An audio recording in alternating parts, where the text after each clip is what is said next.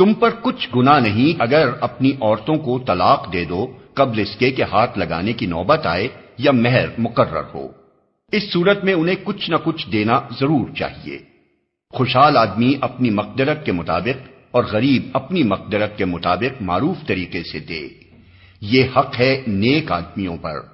اور اگر تم نے ہاتھ لگانے سے پہلے طلاق دی ہو لیکن مہر مقرر کیا جا چکا ہو تو اس صورت میں نصف مہر دینا ہوگا۔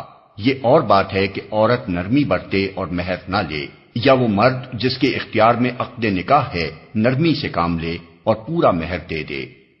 اور تم یعنی مرد نرمی سے کام لو تو یہ تقوی سے زیادہ مناسبت رکھتا ہے۔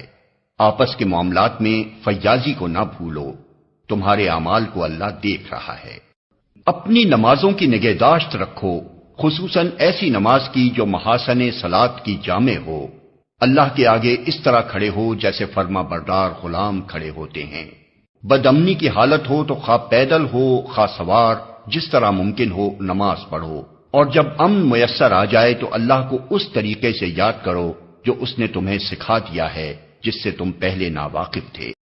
تم میں سے جو لوگ وفات پائیں اور پیچھے بیویاں چھوڑ رہے ہوں ان کو چاہیے کہ اپنی بیویوں کے حق میں یہ وصیت کر جائیں کہ 1 سال تک ان کو نان و نفقہ دیا جائے اور وہ گھر سے نہ نکالی جائیں۔